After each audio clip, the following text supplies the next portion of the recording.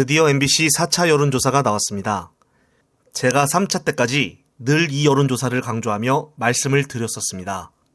이 MBC 여론조사가 타 여론조사와 다른 큰 차이점은 바로 일회성 조사가 아닌 2024년 4월까지 총 5회에 걸쳐 지속적으로 조사 기간 동안 동일 대상을 상대로 반복적으로 조사했다는 것입니다. 즉 고정 패널을 대상으로 하는 조사로서 같은 사람들에게 정치 이슈에 대해서 시간별로 마음의 변화를 체크하는 데 중점을 둔 여조로서 민심의 흐름을 제대로 파악할 수가 있다는 점입니다.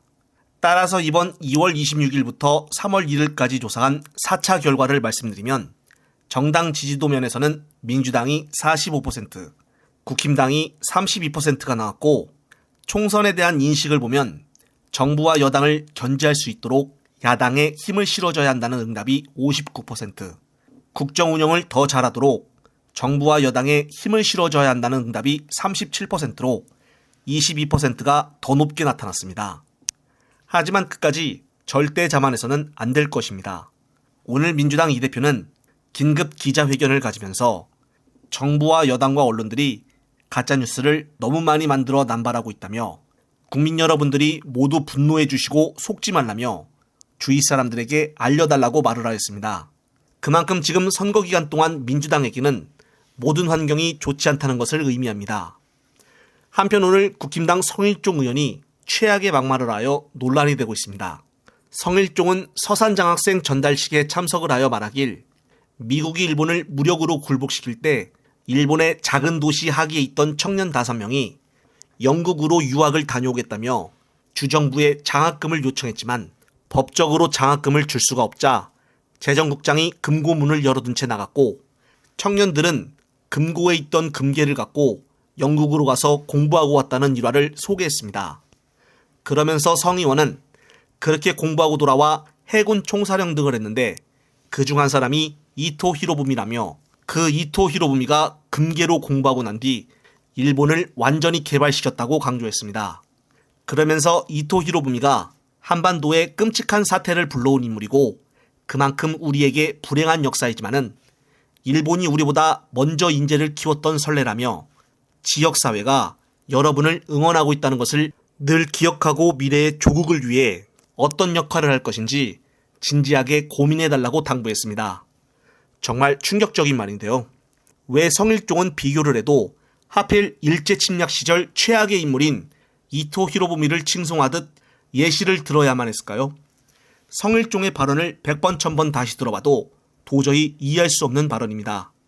특히나 이번 3.1절이 끝나고 나서 바로 이틀 뒤에 열린 행사여서 얼마 되지도 않아 이렇게 최악의 인물을 꺼내어 찬양하는 발언을 할 수가 있는 것인지 이것은 정말 보통 심각한 문제가 아니라고 봅니다. 정말 뼛속 깊이 일제 찬양의 마음이 스며들고 있지 않은 이상 이런 발언을 평범한 사람들이 하기에는 쉽지가 않습니다. 오늘 이렇게 끔찍한 발언을 한 뒤에도 일체 방송사에서는 이 내용에 대해서 보도조차 하지 않고 있습니다. 정말 언론의 편파적인 보도가 심각하다고 보여집니다. 한편 오늘 마포갑 지역구에 출마 선언한 이지은 후보자가 열흘 동안 단식 농성하다 중단한 노웅래 의원에게 연락을 받았다고 하는데 영상 보시고 이어가겠습니다. 아셨죠? 네, 저는 아주 잘 알고 계신 동네 국회의원님이셨고 근데 이렇게 단식을 하시고 하셔서 제가 이제 계속 문자를 드렸었는데 사실 답이 없으시다가 지난주 토요일 날 문자를 주셨어요. 토요일인가 일요일인가 그때 이제 처음으로 답장을 받았는데 제가 태어나서 이렇게 누군가의 답장을 기다려 본 적이 처음이에요. 제가 주로 씹거든요. 내가 이렇게 간절하게 누구한테 문자를 보내고 기다리고. 근데 이지은 후보 반가워요. 제가 이제 회복을 해야 되니 주말에 나가겠습니다. 그때 봐요. 민주당 후보니까 뛰세요. 이렇게 오신 거예요. 역시 정말 울컥하더라고요. 역시 대선배님 훌륭하신 분. 왜냐하면 그분은 얼마나 또 힘드셨겠어요. 제가 그렇죠. 들으니까 컷오프가 되면 정말 다른 사람이랑 겨뤄서 싸워서 지는 것보다 컷오프 되는 게 훨씬 더 마음의 상처가 크다고 하더라고요. 뛰어보지 못하니까요. 네.